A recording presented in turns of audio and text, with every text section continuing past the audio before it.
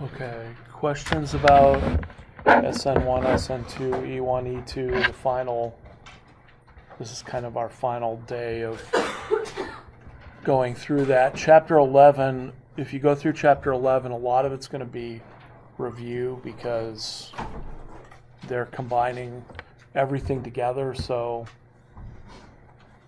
it's all, and we've done some of that as well, so. They had that chart at the end that was abbreviation. Is it type-based, type-in? Their chart? Huh? Their chart or Yeah, my chart? It was their chart. I was just wondering if it's when to use SN2 or E2, when sometimes E2 becomes the major. Are we? We're. What other things do we need to do? So okay, so I don't know what chart that is.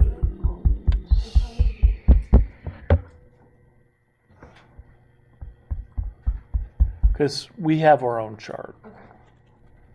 That usually works fairly well.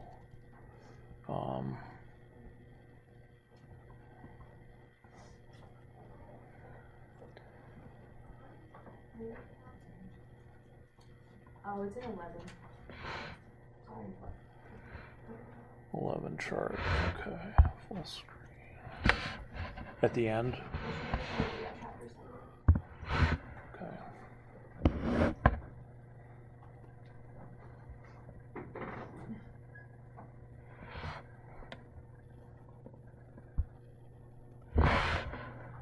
It's the one no, that one. This one. Okay.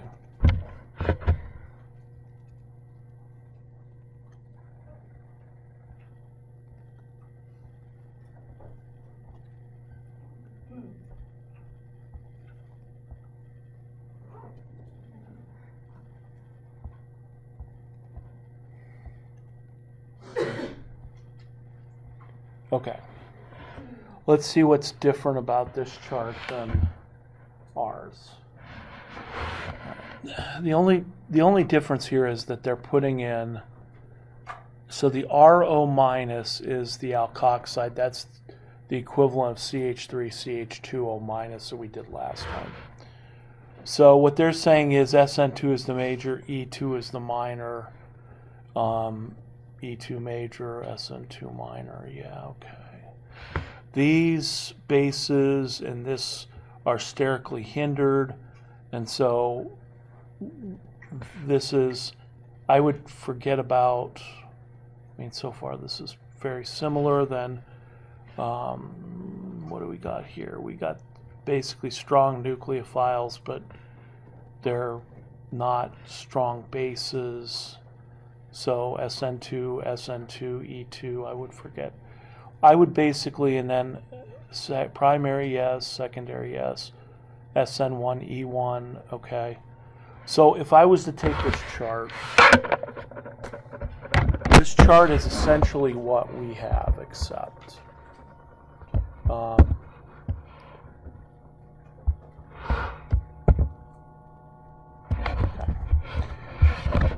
so this chart is very similar to what we have, except what they're doing is they are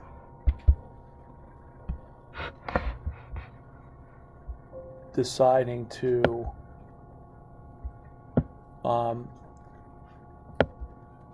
allow E1 and allow E2 and SN2 to sort of coexist, and let me explain that, because this is the gray area that gets everybody bent out of shape. Okay, so here's their chart, and so let's go through their chart. Okay, so when they have methyl in here as its own group, obviously methyl always undergoes SN2, regardless of the nucleophile. So we don't have this in our chart, but that makes sense.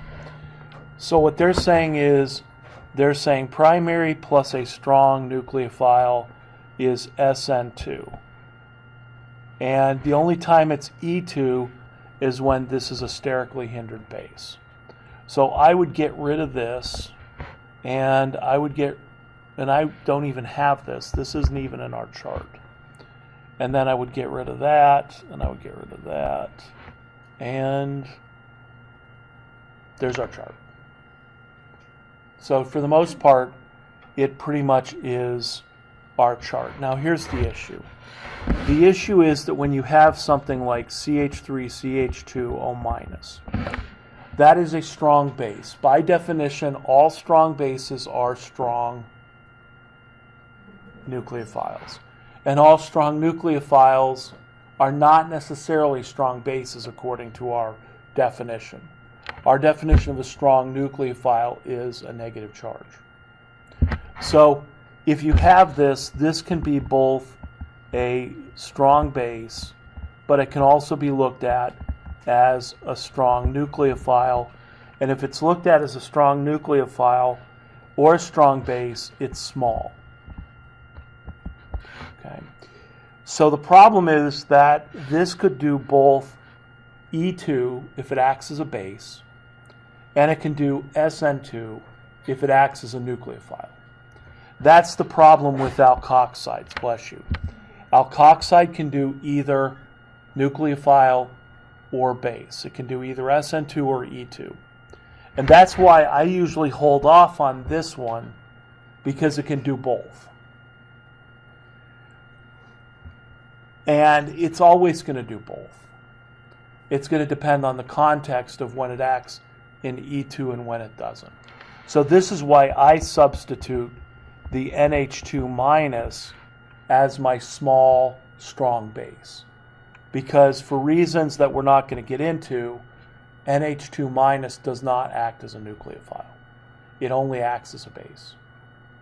Okay. So there are going to be times in the future when this will act as a nucleophile. Okay. But as it says up here, SN2 is its major way of reacting. E2 is just a minor, so let's forget about E2 being minor. Except the book tells you that this does E2s. So whenever it tells you to do that in a problem, you do it in a problem. Because it'll say this is reacting in an E2 reaction, or it'll give you alkene products. So that's a telltale sign that it's acting as a base. So we'll treat it as a base for now, but later on it will be a nucleophile. Okay, we can't stop it from doing both. But its major role is as basically a nucleophile for the primary, but then when you go to secondary, it does E2. Okay, that's why I like to eliminate. I don't really like to use that now, because that creates all these different problems. So this is what we're going to use for our small bases. And you'll have to take your cue from the book, probably using this chart, just realizing that this, with a primary, will do SN2, but with a secondary, they're probably looking for E2. Okay. If they're looking at it as an E2, it's a small base. Okay. And then with the tertiary, it's always going to be an E2. And can I explain that? Yes, I can explain that. I can explain that if I give this molecule human characteristics. This is a strong base, strong nucleophile. If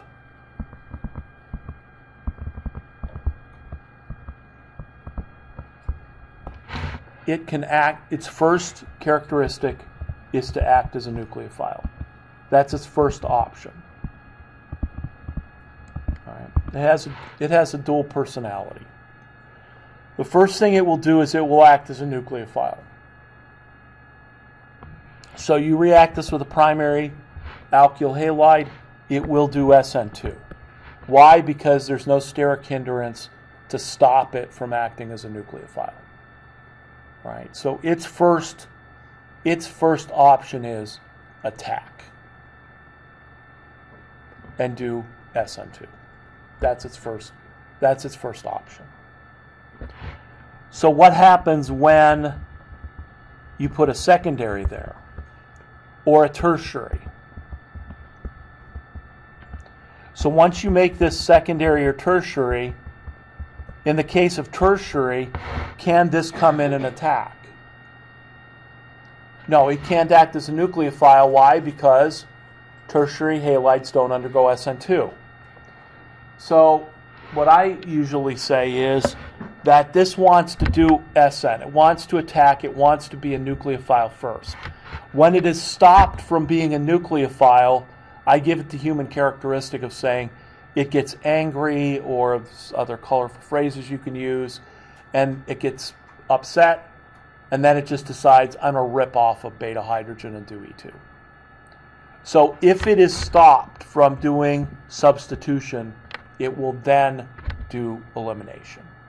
So the secondary and the tertiary are sterically hindered enough so that this cannot do SN2. SN2 is, this is too sterically hindered for this group to do SN2. It can't do SN2, so it turns around and does E2. You can definitely make the case for tertiary, because tertiaries don't undergo E2, or don't undergo SN2. For secondaries, it's questionable. It may do both, but it primarily wants to do substitution.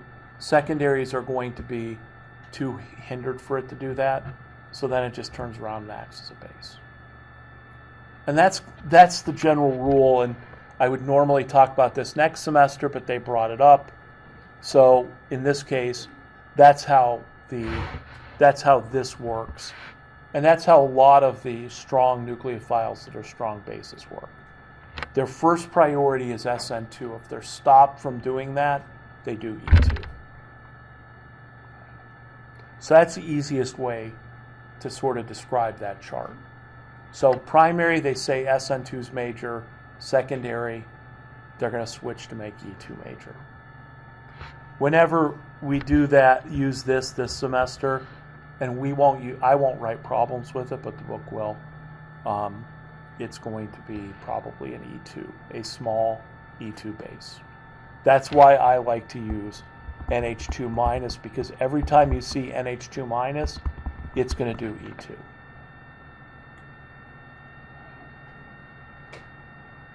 So in all my problems, you'll see NH2 minus. Now, the other thing about this chart is, so these groups right here, R3CO minus is this. It's a tertiary alkoxide. We talked about last time very briefly, tertiary-butoxide. There are others. This isn't necessarily the end-all be-all. There are other ones that have been developed. The N with two R groups is called an amide, not an amide as in C double bond O-N, but an amide as in, usually the counterion for this is a lithium. And the typical base that's used there is to put two isopropyl groups on your N minus, put a lithium counterion. That's called lithium diisopropyl amide, or LDA. So the reason that we use these tertiary alkoxides or use these bis alkylamides is simply because I want to stop them from being nucleophiles. And the approach that I take to stop them from being nucleophiles is make them sterically hindered. Don't worry about making the alkyl halide sterically hindered. If you make the nucleophile sterically hindered, it will no longer be a nucleophile. And if it is a strong base like an alkoxide or an amide, it doesn't have option 1 anymore because it's too sterically hindered. It goes right to E2. And so typically tertiary-butoxide is used, or the LDA-like molecule. LDA is not even my favorite. My favorite is to have a silicon with 3 methyl groups attached there, with then a lithium or another counterion. That's called an HMDS, for hexamethyl disilazane. I paid my rent for a number of years studying that compound.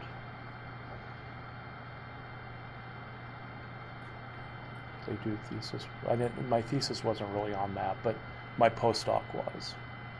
And early on when I was here, we did a lot with that. So the approach is, if you have a strong nucleophile and you don't want it to act as a nucleophile, make it sterically hindered, and then it'll act as a base. So they're getting into the gray area here with this chart. But the rest of the chart is the same as what we've written for exactly the same reasons. Okay. So this is really one of the areas where it's different, particularly with these alkoxides, in this case F oxide. The tertiaries, when I put the tertiaries on there, I just say that's E2. It's going to do an E2 reaction. The question is, the small base always gives the alkene that is most stable, most substituted. The tertiary always goes after the beta hydrogen that is least hindered. So that's where we're going to spend our time, is talking about the differences between NH2- and tertiary butoxide. So that's what the chart. That's how I would reconcile the chart with what I showed you. It's pretty much the same. But there are these annoying times when this is a nucleophile and not a base.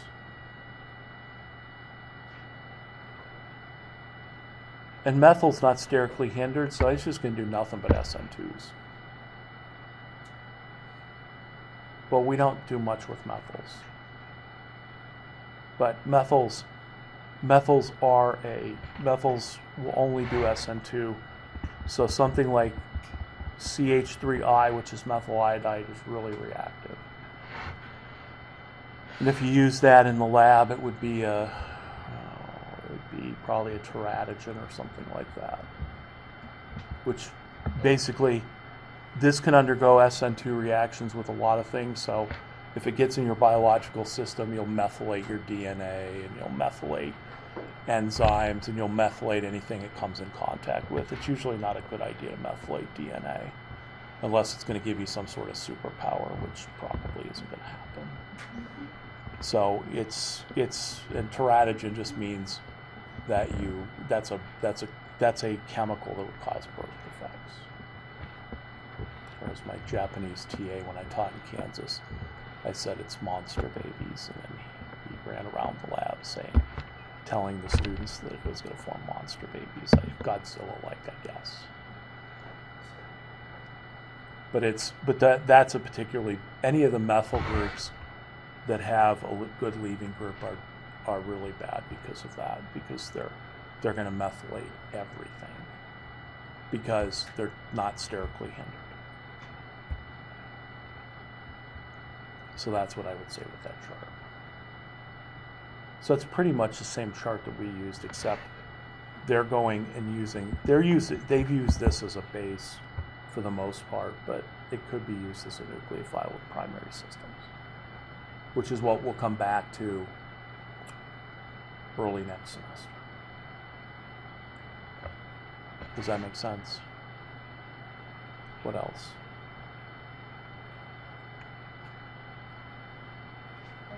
So the first step is for that to be a nucleophile, and then when it goes into it, is it acting as a base? Yes. Okay. So when it does E2, it's acting as a base, and this one again is acting as a small base, which means it'll give the double bond that is most substituted. Sabrina? Sure. With a small base, large base, ring. So let's do a ring. Because I think we had done a ring on Friday before the end of class, but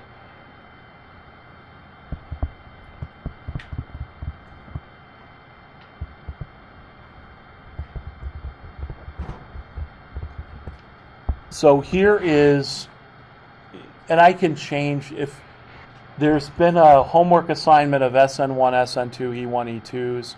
There were some in-class problems that were multiple choice that I usually sometimes use in class and hand them out, and we see how far we can get. Those problems have sort of been moving from folder to folder to folder, and I will move them to the folder today. But in those, if I want to do E1s and E2 reactions on this cyclohexane ring system, I can modify this problem like 4 different ways. But I can also ask you 3 different questions off of just this one molecule. So the first question I might ask is, what is the major product when this does E1? Then a second one was, well, what would be the major product if I used NH2 minus? Or CH3CH2 minus, CH3CH2O minus as a small, strong base. And then I could ask you what happens when you use tertiary butoxide. Now, when I build this into sort of like a multiple choice question, then I can write all the possible products. So let's go back to basics here. And let's talk about the difference between E1 and E2. So back to basics means alpha, beta carbon, beta carbon. There are 2 beta carbons. Do they have hydrogens? Yes. So in an E1 mechanism, if I was looking to write the product of that reaction, any beta hydrogen can be lost in a ring because there's no restriction on the hydrogen, the beta hydrogen, having to be trans. What we saw on Friday was that in E2, the hydrogen, the beta hydrogen, must be anti-periplanar, and if it's anti-periplanar, then it must be anti-periplanar, else it doesn't get removed. So if it's not anti-periplanar, it's not going to get removed. So if I'm writing problems, if I'm writing the answer to this, the first thing I would do is say, okay, I'm going to lose the beta hydrogen at the top to form product A. So there's product A. Then I'm going to lose the beta hydrogen off of carbon B, the second beta hydrogen, and there's product B. Then, of course, we could have both product A and B be the major product, or we could have neither be the product.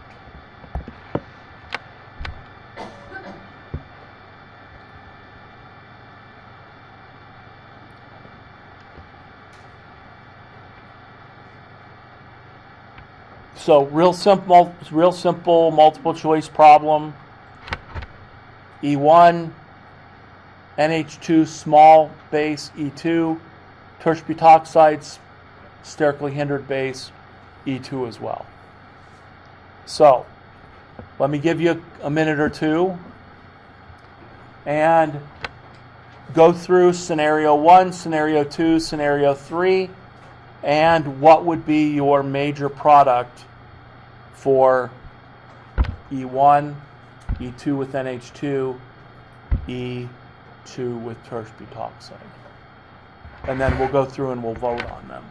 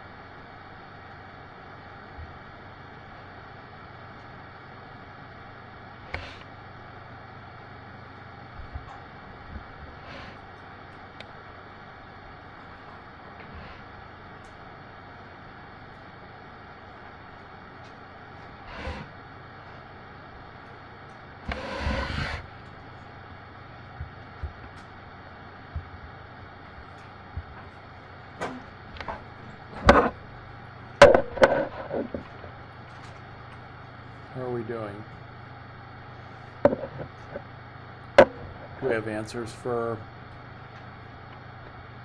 all three?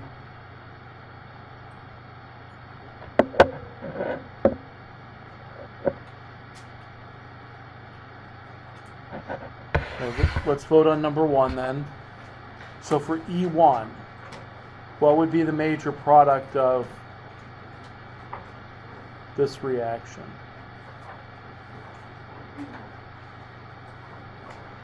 A, B, both, or D, neither?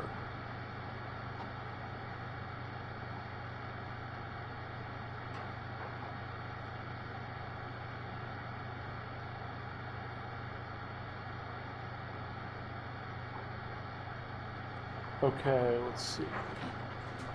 All right, so I have 21 bolts.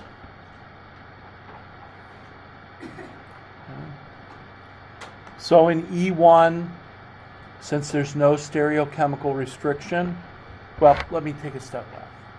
Okay, so when you're answering these problems, step number one is find the alpha and the beta carbons and beta hydrogens. And then for E1, since there's no restriction, the possible products are any double bond to a carbon with a beta hydrogen. The beta hydrogen doesn't have to be trans. So that's A and B. So in this case for E1, the rule that's going to give you this is simply E1 always gives the alkene that is most stable, most substituted. So in this case, how many alkyl groups attached to the double bond in A? 3. How many in B? 3 as well, so they're tied, so they're both major products. So that is correct. Okay. Now, how about number 2? NH2 minus. What would be the major product there? A, B, both, or neither?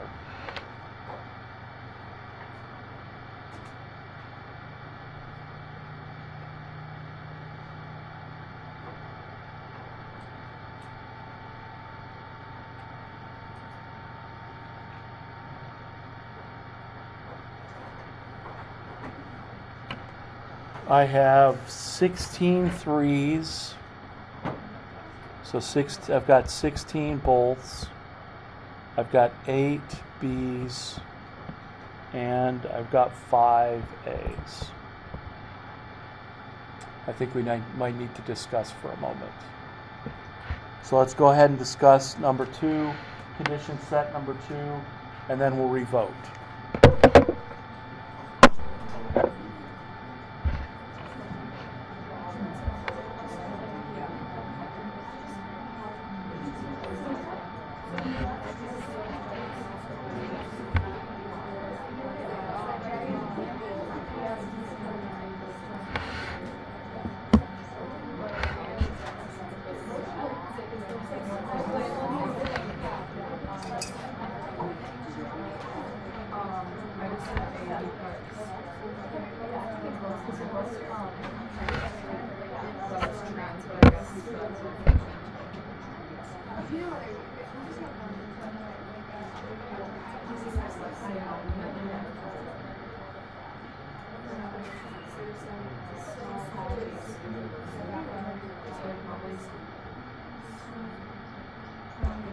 Okay.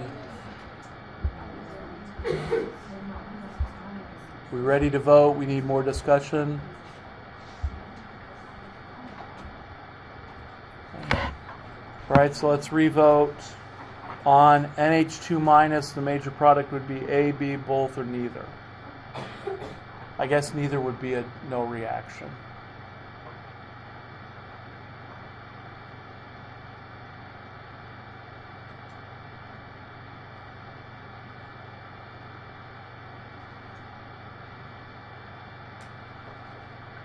Okay, let's see what we've got. We've got 27. We moved from 16 to 27 volts. When we go to E2, we have to put an extra step in. So not only do we have to find the beta hydrogens, we can only remove the beta hydrogens that are trans. But in this case, this beta hydrogen is on a dashed line, this beta hydrogen is on a dashed line, so both beta hydrogens are trans. So once you find out both of them can be removed, since it's a small base, it's going to form the double bond that is most substituted, most stable, which again is going to give us both of those products. And you could say, what would have happened if I would have had one hydrogen on a bold wedge, one hydrogen on a dashed wedge? The beta hydrogen that's on the bold wedge that cis to the chloride cannot be removed under E2. So that would have not been a possible product. So you're saying it's indicated trans from the alpha carbon spot? So in other words, this chlorine is above the plane of the ring. The only hydrogens that can be removed are those that are trans to the chlorine. Those are the only beta hydrogens that can be removed. Okay. All right, so now let's go to tertiary butoxide. What would be the major product for tertiary butoxide? A, B, both, or neither?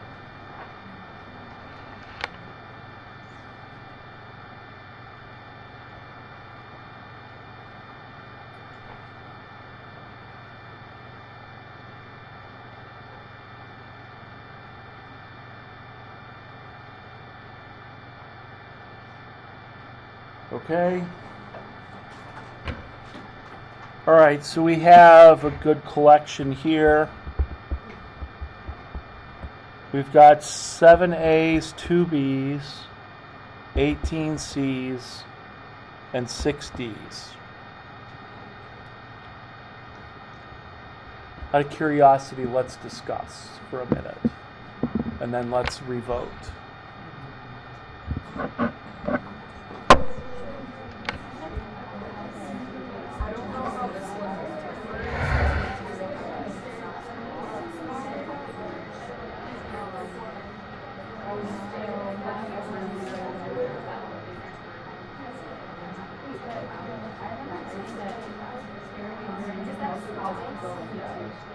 Tertiary butoxide? It's a big base. So just so you know, tertiary butoxide is a sterically hindered strong base. But it's sterically hindered, it's not small.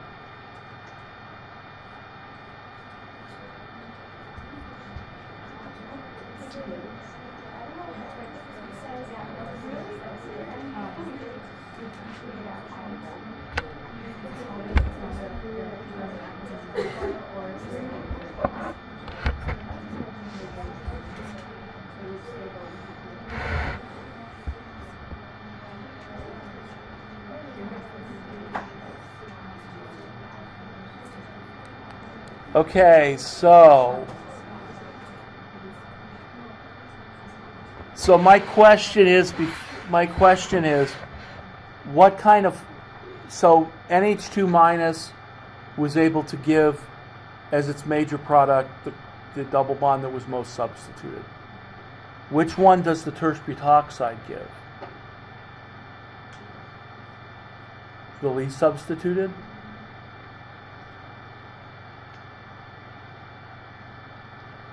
Okay, so if that's the case, then what would it be? What would the answer be? Let's vote. After your discussion, let's vote. So for tertiary butoxide, what is the major product? A, B, both, A, B, C, both.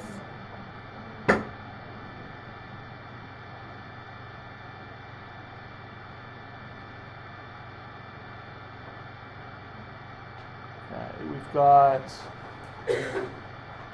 all right, so we've eliminated 1 and 2 essentially, and now we're down to 15 and 14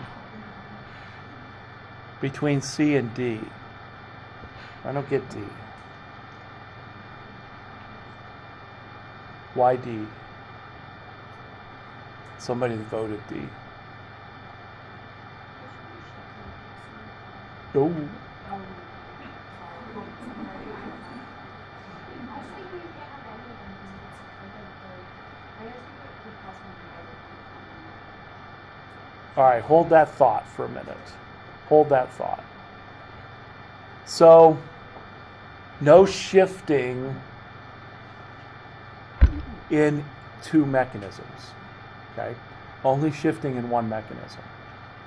And it would have to be a shift to give you the more stable. So, actually, there would be a fourth question that I would ask.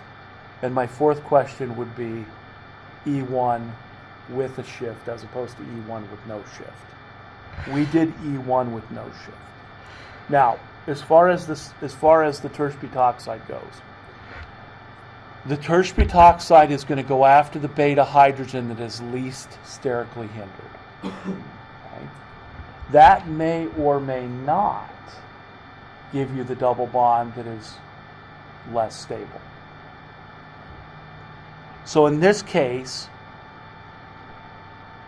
we're going to assume that the terse butoxide can get to hydrogen A and it can get to hydrogen B.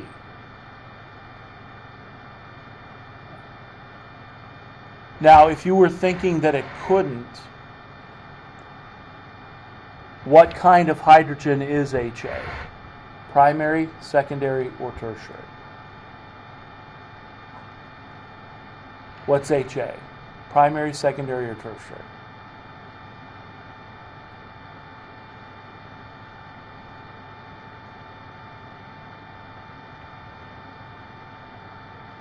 Tertiary. It's tertiary. What's HB? It's tertiary as well. So as far as we're concerned, those two are tied as being primary, secondary, tertiary. What kind of hydrogen can a terse butoxide get at the best? Primary, secondary, or tertiary? A terse butoxide is going to be able to get at which one the best? The one that's least sterically hindered, is that primary, secondary, or tertiary? Primary. Okay, so as far as the tertiary goes, they're tied. But then we have to look at the groups around the tertiary hydrogen. So what I see here is I see a methyl group, I see an ethyl group. Is there a difference in those steric hindrances? A little bit. So if I saw that, which one is the terse butoxide able to get at quicker, A or B? A. So in this case, A would probably be the major product by a little bit. So you have to look at primary, secondary, tertiary first, but then if they're tied, see if there's any difference in steric hindrance. And in this case, the methyl group would be less sterically hindered than the ethyl group. So we probably would favor A by a smidge.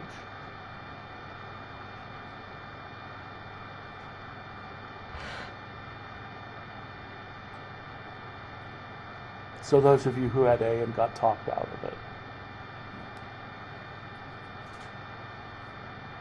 guys stand your ground.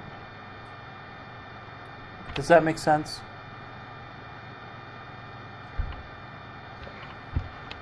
All right, any questions?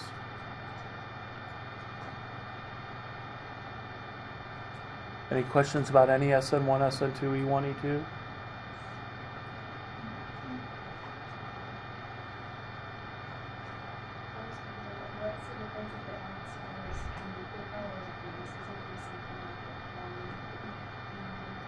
Well, so the question is whether we're doing elimination or substitution. So if we would have said for this one, if we would have taken something, and see if we would have taken something like methoxide and said, what's the reaction of methoxide with this? The first question is, well, what's methoxide doing? Is it acting as a nucleophile or a base? Because you could make an argument that methoxide being smaller than ethoxide is probably going to be more likely to do SN than E. So if I did this reaction with a methoxide ion, I might get substitution where it would come in and kick off the chlorine. Might also do E2 where I would form those two double bonds. So equally, I'd form the two double bonds equally well. So this is even more insidious than the F oxide. That's why we go all or nothing. It's either not going to be a nucleophile as NH2 minus, or sorry, yeah, it's not going to be a nucleophile, but it's a small base, or it's not going to be a nucleophile because it's sterically hindered like tersbutoxide.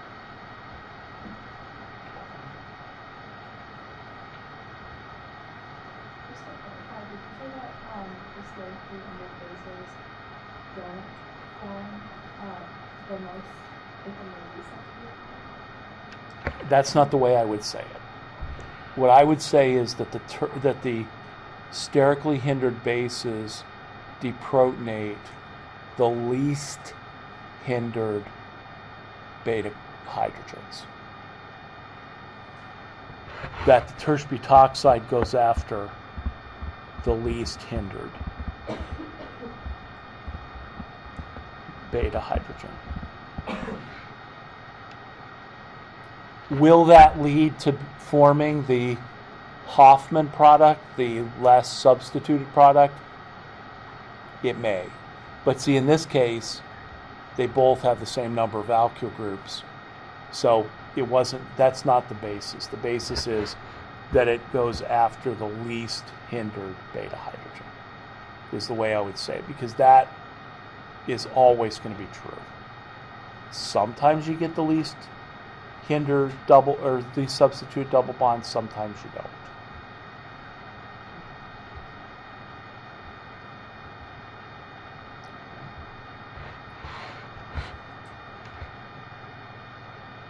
So I can take that molecule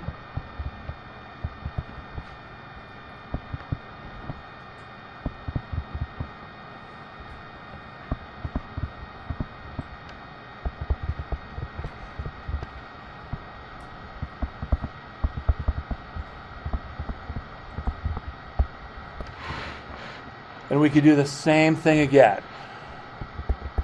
What is the major product under E1? What's the major product under NH2 minus? What's the major product under tersbutoxide?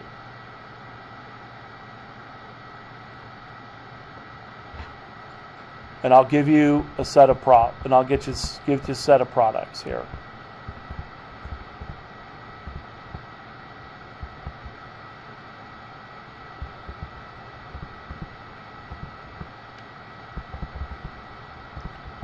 There's product A.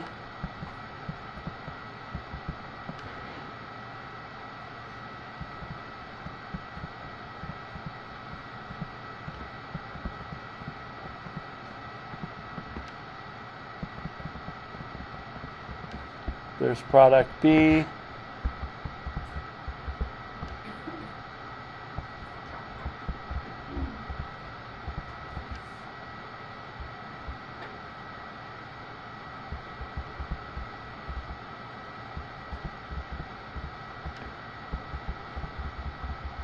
There's product C.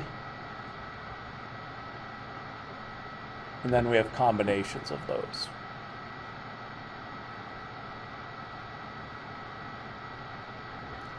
And D, there'd be no reaction.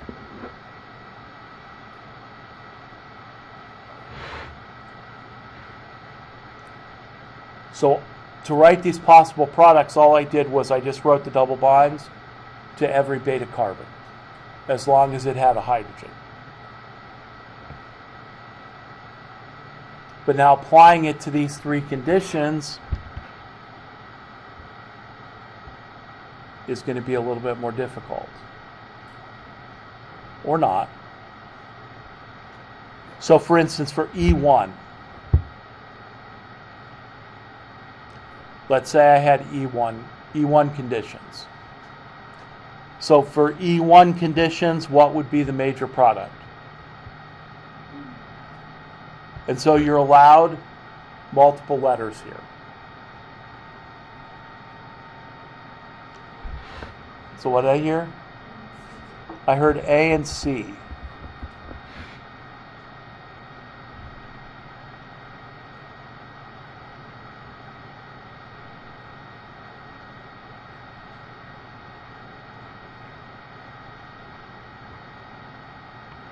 Any others?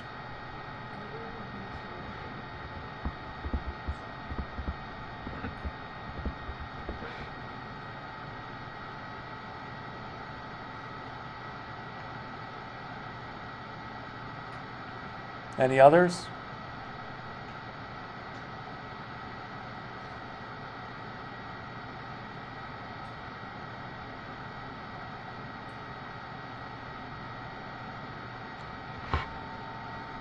Okay, so how are we going to approach this?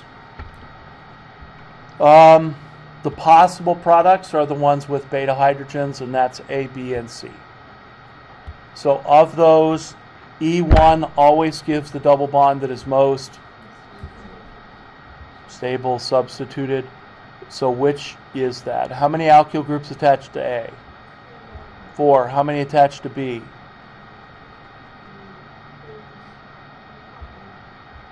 3, 4. How many attached to C? All right.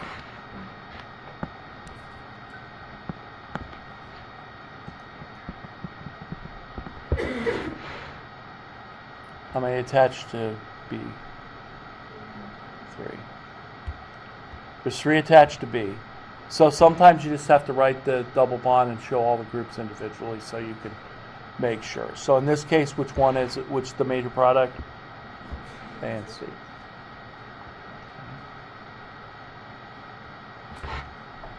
Now, last minute here.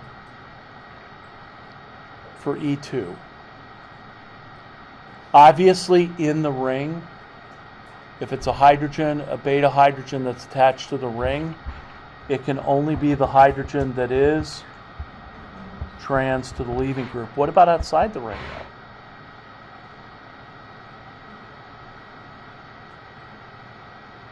Can I remove those Where'd they go? They went to a new slide. Can I remove those hydrogens?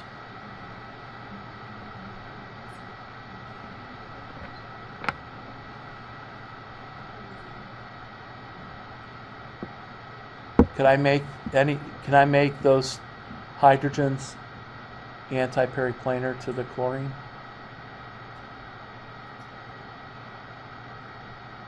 When I'm outside the ring, what do I have? I kind of have free rotation. So can I put any one of those hydrogens anti to the leaving group? Sure.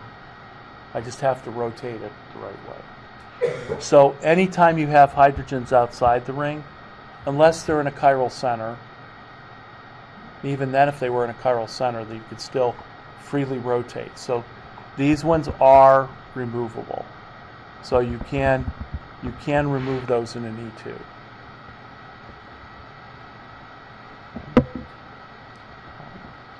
So maybe we'll start with this on Wednesday.